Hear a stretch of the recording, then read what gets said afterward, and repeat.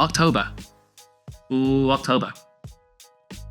Honestly, there weren't like a ton of shoes that I was super excited about. September, I think, was a very good month. I believe July or August were pretty good as well. Can't quite remember what shoes released in what month. Recently, it's been pretty good.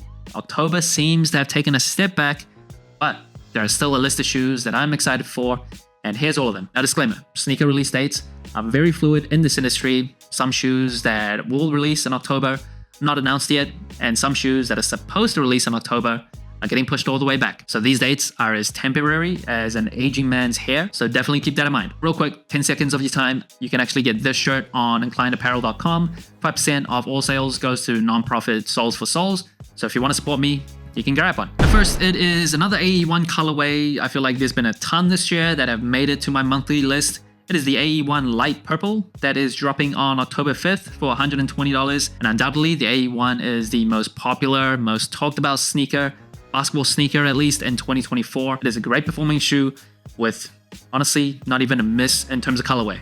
Every single colorway has been decent, at least, at the very minimum. A lot of them have been great. This one, I think, isn't as good as some other colorways like the Charcoal that I really liked, or Ascent Pack. The Stormtroopers were really nice as well. The McDonald's All-American colorway, very delicious. This one is nice, not like great, but I still want it. So this shoe comes with a purple that's almost got like this metallic aesthetic to it, with this very distinct TPU honeycomb design on the upper for containment. So of course the AE1 has full-length jet boost as well as some delicious herringbone traction. If you're after a very great performing shoe for a very decent price, AE1s are definitely for you. Done a few reviews of the AE1s, the most recent one being the AE1 Mid versus the AE1 Low. If you want more details around the performance of an AE1, check out that video. Jordan 1 Satin Shadow that is dropping on October 5th for $180 as a woman's exclusive. Now this is actually a shoe that I just reviewed, so if you're interested in the details for the shoe, definitely check out my review, please. After this video, check it out. And the Shadow is one of my favorite Jordan 1 colorways. It is an OG colorway.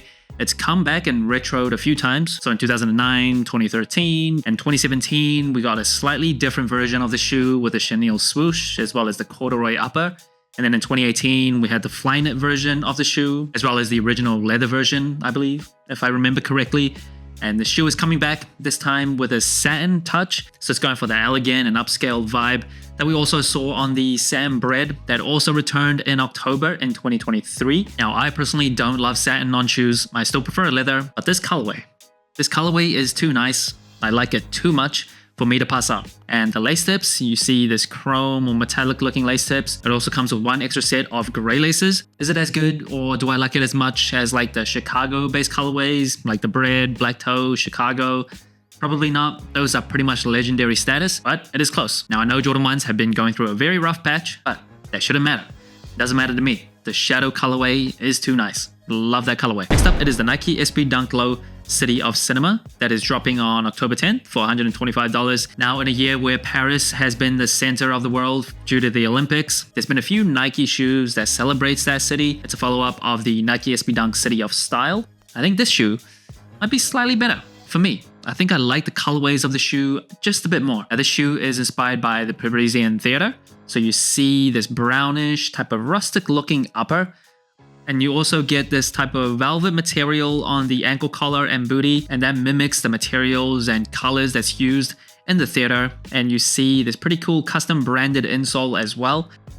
As far as Nike SB Dunk goes in 2024, it's been kind of lacking compared to last year. I feel like last year we got some really nice SB Dunk collaborations. This year has been slightly less exciting with a few highlights here and there. Now this one, I don't think it's like one of the best SB Dunks that we've seen in recent memory, but as a general release, I think the colors on the shoe are pretty nice. Next up, it is another dunk, but not an SB Dunk. It is the Nike What The Ducks of a Feather Home and Away Dunks that is dropping for $275 on October 5th at select Flight Club locations, as well as exclusively on GOAT on October 11th. Our Ducks of a Feather is Division Street's student athlete brand, and all proceeds are going to the University of Oregon student athletes. And Nike, of course, itself is based in Oregon.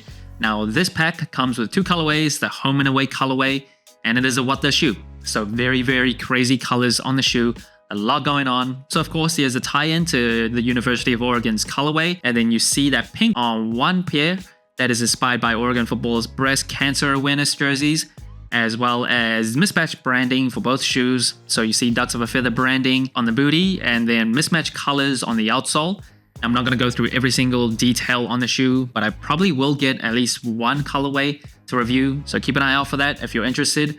As far as what the shoes goes, I think the most recent one that I actually reviewed and I actually got was the Clot Dunk What The shoe. Those I think are pretty nice. That kind of tied up the Clot collaborations in the past 20 years pretty nicely. Very, very funky as well. Kind of hard to wear. These ones I think are slightly better. Both of them I think are funky enough and also not too funky or not too bonkers that you can't really wear them. Next up, it is Nigo's Air Force 3 Low that is dropping on October 4th for $160. Nigo, obviously pretty much a legend in streetwear or fashion in general. He is of course famous from the Babesters, basically mimicking the Air Force Ones. He's actually never collaborated with Nike before, so this marks the first time that they are officially collaborating, and it is on the Air Force 3, which is a kind of forgotten about silhouette and shoe. First released in 1988, came back in 2005, and this is the low top version of that shoe, and you see a bunch of colors on the shoe. It is inspired by an 80s superhero TV in Japan, kind of getting like Gundam vibes here. So you see the shoe features leather, patent leather as well, and textiles on the upper, and then you get branded insoles of course, mismatched tongues, full length Nike air cushioning, and mismatched booty as well. And look at that box. That box looks really cool. I have to get this shoe just for that box alone, but yeah, it's gonna be tough to get this shoe, I imagine. Now, as part of this release, they actually released like a short anime clip on Instagram. At least that's where I saw it. I kind of wish they actually turned that into like a short series. They're also dropping a whole apparel line, basically Nike branding by Swap Out Nike with Nigo. Nigo is a legend, and a lot of people have anticipated his debut with Nike, officially collaborating for the first time, and I can't wait. Next up, it is a Concepts exclusive. It is the Jordan Tatum 3 and Jordan 1 Low Welcome to the Garden pack, and is dropping on October 5th for $300. And of course, the TD Garden is where the Celtics play. Now, Concepts is a retail location in Boston, and I believe the way to get the shoe is by raffle only. I actually missed out on the raffle, totally forgot about it, even though I'm close enough to actually go in store and pick it up. It's a bit of a shame, but I still want these shoes. Now, the Welcome to the Garden Tatum 3 is actually a general release that's dropping on October 10th. I'm going to review that shoe soon, hopefully, fingers crossed. But this Welcome to the Garden Tatum 3 is slightly different, so it's just a little bit more special, and coming with it is a Jordan 1 Low as well. So fresh off the Celtics 18th championship, Jason Tatum also won a gold medal in the Olympics, even though there were a lot of jokes about him not playing. But regardless, he was on the team and he got the gold medal. And both these shoes feature detailed floral patterns, and according to Nike, that is a nod to his home and personal garden, where he is surrounded by loved ones, family, and friends. Some suede and textiles, a custom laced beret on both the Tatum 3s and 1s, so you see his logo there. Also comes with a very cool looking special custom box. And the Tatum 3 is of course Jason Tatum's newest signature shoe, and it looks to feature Cushlon 3.0 foam, which I love. I loved it on the Sabrina 2s at least. The first time Nike is using that type of foam on a basketball shoe. Love that shoe, so I'm looking forward to this. It also features a Zoom Air insert as well as herringbone traction, so I'm pretty excited to see how all of that works together. The fluid lines on the upper represents his uninterrupted approach to the game and foundation of his family tree, at least according to Nike. And I've been complaining about Nike basketball for a while, how it's kind of getting stale and boring. The Ja 2s, come on, you can do better than that, at least design-wise. But the Tatum 3 actually is pretty bold, pretty different, something we haven't really seen in recent memory. So I'm glad they kind of switched things up a little bit, giving us something fresh and bold, and I'm looking forward to reviewing this. Next up, it is the Kobe 5 Pro Tro X-Ray that is dropping on October 17th for $190. And now, if you didn't know the inspiration of this shoe, this is inspired by a t-shirt that Kobe Bryant wore that was celebrating his championships, as well as the injuries that he's accumulated along the way. And then basically taking that design, sticking it on the shoe. And even though it is pretty wild, it's pretty bold, it's very different, maybe a little hard to wear, but it's a Kobe shoe. And the Kobe 5s are so good, so I have to get it. And the Kobe 5 Pro Tro replaces the Phylon midsole that came originally on the shoe with Cushlon, and they're also using a Zoom Turbo unit in the forefoot, and it gets rid of the Zoom Air unit that's on the heel that was on the original Kobe 5s. The traction is also updated with more tread, and I'm looking forward to reviewing these on court, on feet, even though this design might not be for everybody. As a huge Kobe Bryant fan, It's hard to turn down any of his colorways. Next up, it is the KD4 Arm Pearl that is dropping on October 25th for $130. And the KD4 is the shoe that began the whole Arm Pearl series, one of the most beloved KD themes, I would say. And the Arm Pearls is a dedication to Kevin Durant's aunt, Aunt Pearl, of course, who was instrumental in his childhood. She would pack lunches for him, look after him at home. I believe at one point she lived with his mom, Wanda, but unfortunately she passed away from lung cancer, actually a type of cancer that runs in my family. It's taken 3 family members' lives, and you'll see the KL symbol on the tongue, as well as the pearl design that wraps around the ankle as well. And you'll see pretty much an all pink upper. Pink is obviously pretty synonymous with cancer research and cancer donations and charities, and I'm very glad that she was coming back. When this first originally released, too young, couldn't afford what I wanted. I really liked the message behind it, of course, as well as how different it is. I won't say I love the KD4s in terms of performance. I think the Phylon midsoles are a little too tough, a little too stiff for my old age, but just off this colorway alone, and the nostalgia, and the meaning behind it, this is a must-have. Next, it is the Jordan 1 Low OG Howard University that is dropping on October 12th for $140. Now, I've actually recorded a review for the shoe already. Not sure where I'm gonna drop it soon when I get to editing it. Things have been too busy and crazy. And this is a dedication to Howard University. They received a player exclusive that's only for them. But on this shoe, because it is a general release, it's slightly different. It takes out the custom branding. And this shoe is actually the first time that Jordan Brand is releasing an HBCU themed sneaker to the general public. This colorway is nice. It is very nice. I love the colors on this shoe. Usually I don't like mini swooshes added to shoes, but I don't know.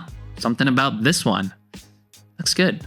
It looks good. And I will say, because I do have it in hand, the leather and materials are pretty nice. And it's $140. They didn't jack up the Jordan 1 Low OG prices on these, just like they did with the PSGs. Dirty, dirty move. And I'll go through all the details behind this shoe in my review. So definitely keep an eye out if you're interested. And at number 1, I might be the only person that puts this shoe number 1 for the month of October. It is totally, completely personal bias.